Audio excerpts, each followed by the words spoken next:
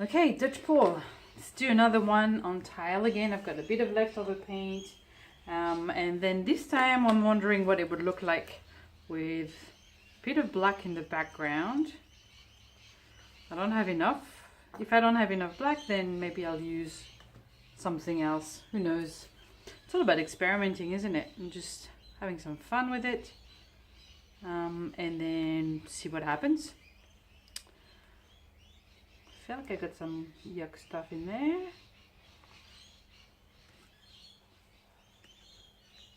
Almost seems to happen every time. So I'm just trying to spread that. I could have put a little bit more, I think. I'm not doing a very good job here.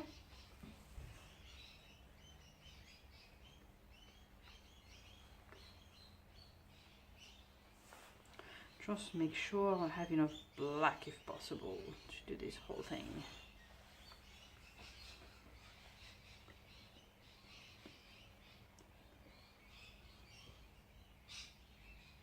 Okay, that should do it. Just enough, I think. And more crap.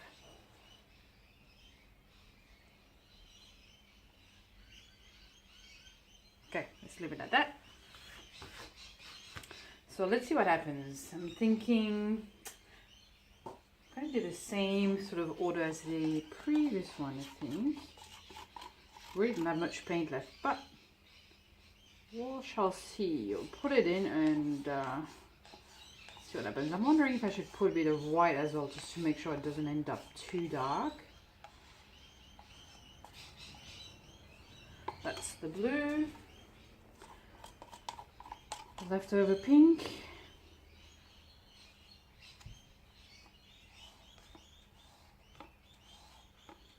So all these paints were just paint with a little bit of water, no silicone, no Floetrol, no nothing.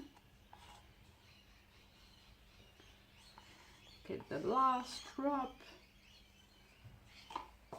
Then the yellow. I think to be on the safe side, I will add a little white.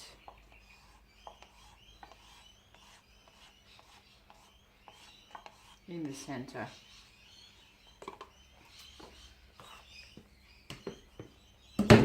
Oops.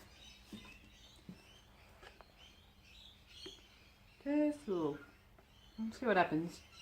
And then a bit more black around this blob of color.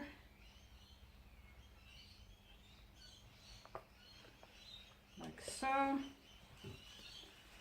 And then let's blow dry. I'm put my piece of cardboard back here, friends. Sorry about that. It's just in the field, not much, but need to protect whatever I can from this crazy technique that makes paint fly. Okay, let's do it.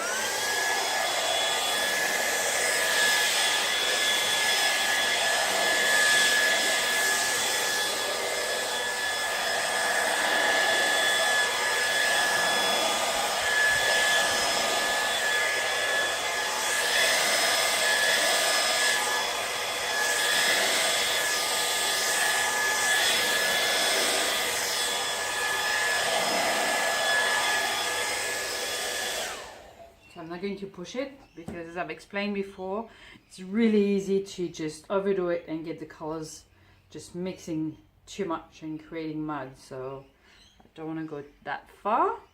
And then let's go to the straw and see what happens. So far it looks pretty good. It's a bit on the dark side, but you know, blowing a bit of maybe will help. We'll find out. Let's do a bit more blowing here.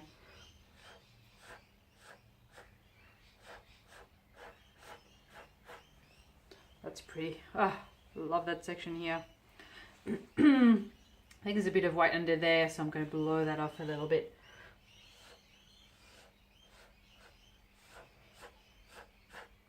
A little. Enough to bring a bit of a pop anyway. Actually, let's torch that before we get any further.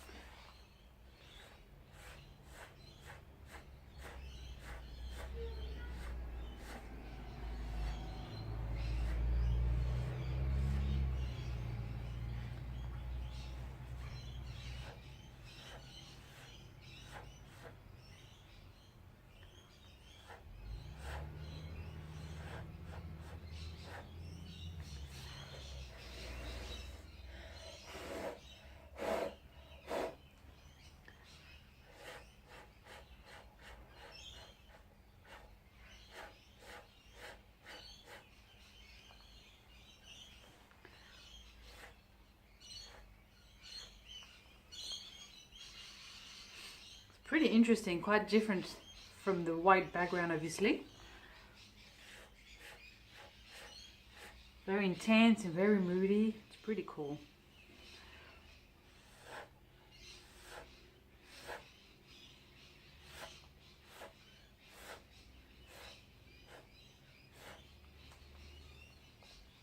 Over here, black is mixed a little bit with the yellow, but actually I don't mind that color at all. I think it's pretty and very deep.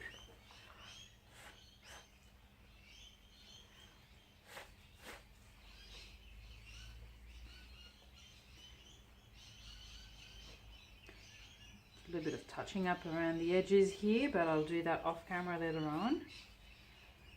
But what do you think, guys?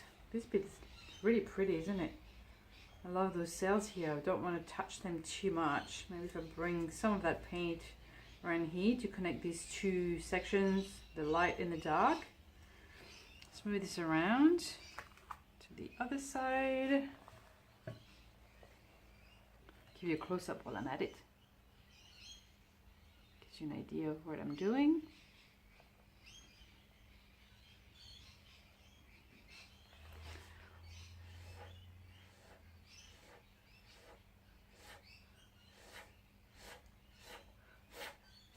Just had to be a bit more forceful with it, even though I'm losing some of the white. It just felt disconnected.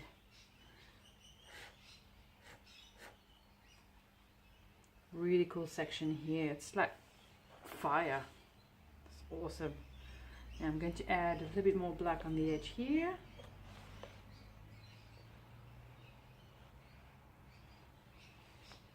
Let it overflow. A little bit more down here.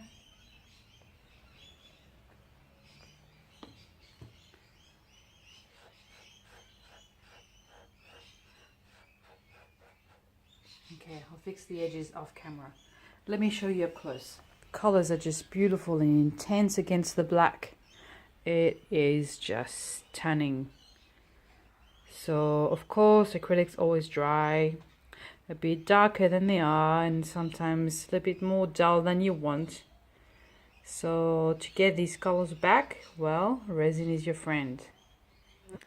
Just having that shiny look again, that wet look, is what is going to bring back that intensity of the colors just as it is right now. But look at these pretty cells here, purple cells with the yellow around.